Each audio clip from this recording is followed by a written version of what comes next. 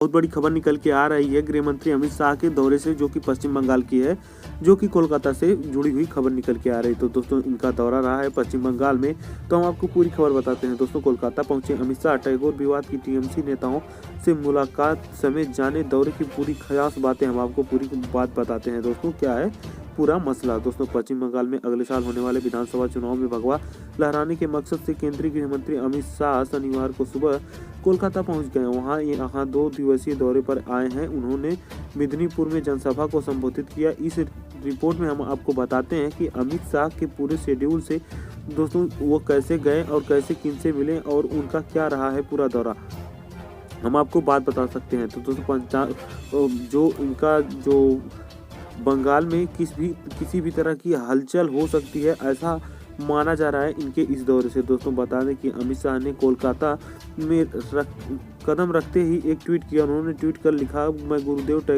टैगोर, ईश्वर चंद्र विद्यासागर और श्यामा प्रसाद मुखर्जी जैसे महान लोगों की इस धरती को झुक करके नमन करता हूँ। तो दोस्तों वहाँ पर जैसे ही उन्होंने कदम रखा ये ट्वीट कर दिया। साथ ही हम आपको बताते हैं, गौरतलब है कि अमित शाह के इस दौरे से पहले ही शुवेंदु अधिकारी समेत तृणमूल कांग्रेस यानी कि टीएमसी के कई नेता पार्टी छोड़ चुके हैं।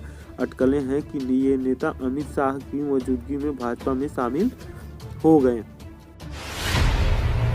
दोस्तों दूसरी बड़ी खबर निकल के आ रही है किसान आंदोलन से जुड़ी है। दोस्तों सीएम खट्टर ने कृषि मंत्री नरेंद्र सिंह तोमर से मुलाकात। राकेश टिकैत का 26 जनवरी को एक नया ऐलान। तो दोस्तों राकेश टिकैत जैसा कि आप जानते हैं वो किसानों के नेता हैं और सरकार और किसानों के बीच की मुख्य कड़ी हैं। तो उन्होंने 26 जनवरी को लेकर के एक बड़ा ऐलान कर दिया है। दोस्तों कृषि सुधारों के कानूनों को वापस लेने के लिए दिल्ली की अलग अलग सीमाओं पर डटे किसानों का आंदोलन आज 25वें दिन भी प्रवेश कर चुका है। कड़ाके की ठंड और अपनों की जान भी किसानों का इरादा नहीं डिगा सकी। किसानों का कहना है कि चाहे कितनी भी ठंड हो क्यों न पड़े, हम यहां से तब तक वापस नहीं जाएंगे जब तक कि सरकार तीनों काले कानूनों को वापस नहीं ले लेती। वहीं आंदोलन के चलते आज भी दिल्ली में कई बॉर्डर बंद हैं और कई रास्ते भी डाइवर्ट किए जा चुके हैं, और जिससे लोगों की परेशानी बढ़ती जा रही है। दोस्तों यह क्रांति उस मुकाम पर पहुंच गई है जहां से वापसी का सिर्फ एक ही रास्ता है, और वह रास्ता है कि केंद्र सरकार तुरंत किसानों से माफी मांगते हुए सभी मांगे स्वीकार कर तीनों काले कानूनों को रद्द कर एमएसपी की गारंटी का नया कानून बनाए।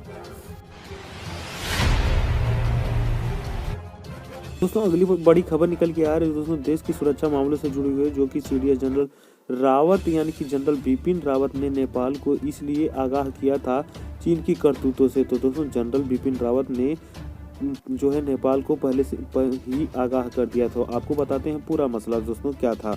दोस्तों देश के chief of defence staff general Bipin Rawat ने गत दिवस चीन के साथ रिश्तों को लेकर के इशारों में नेपाल को आगाह किया था। उन्होंने नेपाल को सलाह दी थी कि वह अंतर्राष्ट्रीय मामलों में स्वतंत्र तौर पर कार्य कर सकता है और उसे इस मामले में श्रीलंका व अन्य देशों से सबक लेना चाहिए। दरअसल चीनी कंपनियां पड़ोसी व अन्य देशों से पहले अरबों डॉलर की परियोजनाएं लागू करती हैं और बदले में उनसे कर्ज अदायगी के समझौते कर लेती हैं। साथ ही जब ये देश कर्ज चुकाने के में असमर्थ हो जाते हैं तो उनके प्रोजेक्टों के जरिए चीन वहां कब्जा जमाने का उन देशों को दबाव में लाने की कोशिश करने लगता है। सीडीएस जनरल बिपिन ने चीन की वित्तीय संस्थाओं की ओर इशारा किया था। ये संस्था गुपचाप ढंग से जो है अरबों डॉलर का कर्ज मुहैया कराते हैं और जिनका रणनीतिक लाभ उठाने का इस्तेमाल किया जाता है। नेपाल में एक थिंक टैंक की ओर से आयोजित एक ऑनलाइन कार्यक्रम के दौरान जनरल बिपिन रावत ने दिल्ली और काठमांडू के बीच गहरे और व्यापक संबंधों को उजागर भी किया था। दोस्तों अगली बड़ी खबर निकल के आ रही है दोस्तों कांग्रेस पार्टी से जुड़ी हुई, हम आपको बताते हैं। दोस्तों सुरजेवाला बोले 99.9% कांग्रेसी चाहते हैं राहुल गांधी मेरे पार्टी के अध्यक्ष। ट्रोल्स ने लिखा 100% भाजपा वाले भी यही चाहते हैं क्योंकि वो तभी सफल रहेंगे। तो दोस्तों आपको पूरी खबर बताते हैं कि क्या है मसला, क्यों लोग इन्हें ट्रोल कर रहे थे। तो दोस्तों कांग्रेस के भावी अध्यक्ष को लेकर के चर्चाएं काफी जोरों पर है। पहले राहुल गांधी के नाम को लेकर अटकलें लग रही थी, लेकिन अब प्रियंका गांधी का नाम भी सामने आ रहा है। इस बीच कांग्रेस प्रवक्ता रणदीप सुरजेवाला ने कहा कि 99.9% कांग्रेसी चाहते हैं कि वह राहुल गांधी ही पार्टी के अध्यक्ष बने। सुरजेवाला का यह बयान देना था। और साथ ही दोस्तों कि सोशल मीडिया पर मज़ेदार मीम्स बनने लगे। ट्रोल्स ने यह यहाँ तक कह दिया कि 100% भाजपा वाले भी यही चाहते हैं कि राहुल गांधी ही कांग्रेस के नए अध्यक्ष बने। इस रिपोर्ट में हम आपको बताते हैं कि क्या है पूरा मसला, क्यों ऐसा उन्होंने मतलब उनके साथ जो है ट्रोल किया गया। तो दोस्तों अगली बड़ी खबर निकल के आ रही है उद्धव ठाकरे से जुड़ी हुई, जो कि महाराष्ट्र से निकल के आ रही है। दोस्तों उद्धव ठाकरे के नाम सोनिया गांधी के खत पर सियासत, शिवसेना बोली नहीं हो रही है दबाव की राजनीति, ये केवल एक अफवाह है। तो दोस्तों हम आपको पूरी खबर बताते हैं कि क्या है पूरा मसला। महाराष्ट्र के मुख्यमंत्री उद्धव ठाकरे के नाम कांग्रेस अध्यक्ष सोनिया गांधी द्वारा लिखे गए पत्र को लेकर के राजनीति गर्मा गई। हालांकि इस मामले पर अब शिवसेना ने प्रतिक्रिया जाहिर की है। पार्टी ने कहा है कि राज्य में दबाव की राजनीति नहीं हो रही है। शिवसेना नेता संजय राउत ने शनिवार को यानी कि 19 दिसंबर को कहा है कि सोनिया गांधी के पत्र में ऐसी कोई खास बात नहीं है। दोनों पार्टियों का गठबंधन है और यहाँ पर कोई भी दबाव की राजनीति नहीं कर रही है और यहाँ पे दबाव के लिए कोई जगह नहीं है। संजय राउत ने कहा है कि सोनिया गांधी यूपीए की अध्यक्षता है और महाराष्ट्र में सत्तारूढ़ गठबंधन महाविकास अघाड़ी है के रूप में गठन के रूप में उनकी शरद पवार की महत्वपूर्ण भूमिका थी। जब हमने गठबंधन किया तो एक साझा न्यूनतम कार्यक्रम बनाया था और वो अभी भी चल रहा है। संजय राउत के मुताबिक कोरोना वायरस महामारी के कारण साझा न्यूनतम कार्यक्रम के तहत कई कार्य पेंडिंग हो गए थे। तो अगली बड़ी खबर निकल के आई अयोध्या से। दोस्तों अयोध्या से ये बड़ी खबर निकल के आ रही जो कि उत्तर प्रदेश से निकल के आ रही। तो दोस्तों हम आपको बताते चलते हैं, राम की नगरी अयोध्या में बनने वाली मस्जिद की पहली तस्वीर आई सामने। 5 एकड़ में तैयार होगी 2 इमारतें। दोस्तों हम आपको पूरी खबर बताते हैं विस्तार से। अयोध्या के धन्नीपुर में बनने वाली मस्जिद का डिजाइन लॉन्च कर दिया गया है। 205 एकड़ की जमीन पर मस्जिद और अस्पताल की 2 इमारतें बनेंगी। मस्जिद का डिजाइन MS अख्तर ने तैयार किया है। परिसर में अस्पताल के साथ लाइब्रेरी, म्यूजियम और कम्युनिटी किचन भी बनाया जाएगा।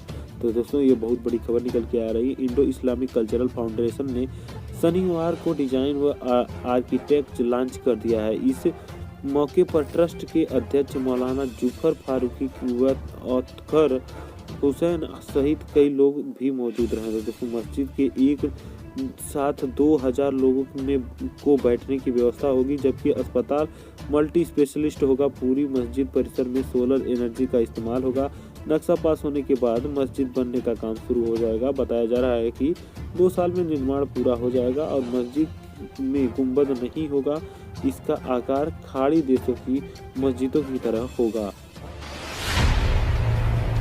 तो दोस्तों अगली बड़ी खबर निकल के आ रही है। टीएमसी नेता मदन मिश्रा बोले हैं शुभेंदु अधिकारी की पार्टी में वायरस की तरह थे। तो दोस्तों ये उन्होंने बोल दिया है कि जो शुभेंदु अधिकारी थे, जिनका नाम शुभेंदु अधिकारी था, जो कि टीएमसी नेता थे, बीजेपी में शामिल हो गए थे, वो एक वायरस की तरह थे और जिनका रहना बहुत जरूरी था टीएमसी में। तो दोस्तों आपको पूरी खबर बताते हैं। पश्चिम बंगाल में अगले चंद माह में विधानसभा चुनाव होने वाले हैं। इसे लेकर के राज्य में सियासी पारा चढ़ता ही जा रहा है। सत्तारूढ़ तृणमूल कांग्रेस यानी कि टीएमसी के कई विधायकों ने पार्टी से इस्तीफा दे दिया है। इन विधायकों ने आज गृह मंत्री अमित शाह की मौजूदगी में जो शपथ ले लिया है बीजेपी के साथ। तो दोस्तों मेदिनीपुर में भाजपा का दामन थामा है। इस दौरान मेदिनीपुर में रैली को संबोधित करते हुए भाजपा का दामन थामने वाले शुभेंदु अधिकारी ने कहा कि पश्चिम बंगाल की आर्थिक स्थिति बहुत खराब स्थिति में है। अगर राज्य को इससे मुक्त करना है तो इसकी बागडोर प्रधानमंत्री नरेंद्र मोदी को सौंपने की जरूरत है। वहीं इस रैली को संबोधित करते हुए अमित शाह ने सूबे की मुख्यमंत्री ममता बनर्जी पर जमकर के हमला बोला। उन्होंने कहा है कि किसानों, मजदूरों, विस्फोटों की तरह समस्या का हल पीएम मोदी के नेतृत्व वाली सरकार है। हम राज्य में 200 से ज्यादा सीटें जीतेंगे और यहाँ पे सरकार बनाएंगे, यहाँ के जो किसानों को समृद्ध भी बनाएंगे।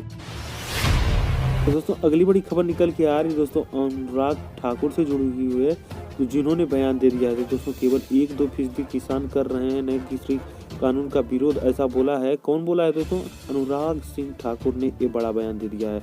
तो जैसा कि आप जानते हैं केंद्रीय वित्त राज्य मंत्री अनुराग सिंह ठाकुर ने शनिवार को नए कृषि कानूनों को वर्ष 2022 तक अन्नदाताओं की आय दोगुनी करने का साधन बताया और दावा किया है कि इन प्रावधानों के खिलाफ जारी आंदोलन में देश के केवल 1 से 2% किसान ही शामिल हैं और वो ही केवल इसका विरोध कर रहे हैं। जो कि एक दूसरे पार्टियों के सहयोग से आए हैं। ठाकुर ने यहां कंपनी सचिवों के 48वें संविधान अधिवेशन में कहा कि देश के कुछ किसान को भ्रमित करने का प्रयास किया जा रहा है। आप नए कृषि कानूनों के विरोधी पूरे देश के किसानों की आय वृद्धि पर रोक लगाना चाहते हैं और ऐसा होना उचित नहीं है। उन्होंने कहा कि मीडिया का एक वर्ग दिखाता है कि ये नए कृषि कानूनों के खिलाफ आंदोलन में कई किसान शामिल हैं, लेकिन इन 97% किसान को भी दिखाइए जो इन कानूनों से खुश हैं। और ठाकुर के मुताबिक देश के ज़्यादातर किसानों ने नए कृषि कानूनों के लिए नरेंद्र मोदी सरकार का शुक्रिया अदा किया है, क्योंकि इन प्रावधानों से वर्ष 2022 तक उनकी आय दोगुनी करने में मदद मिलेगी।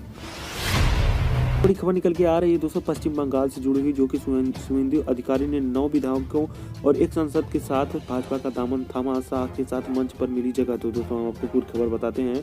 शुभेंदु अधिकारी जो कि एक चर्चा के विषय रहे हैं। पश्चिम बंगाल में शनिवार को केंद्रीय गृह मंत्री अमित शाह को रैली के दौरान तृणमूल कांग्रेस यानी कि टीएमसी के पूर्व नेता शुभेंदु अधिकारी ने भाजपा का दामन थाम लिया है। शुभेंदु अधिकारी को रैली के मंच में अमित शाह के बगल में जगह दी गई। शुभेंदु अधिकारी के साथ कई पार्टियों के 9 विधायक और एक टीएमसी सांसद भी भाजपा में शामिल हुए।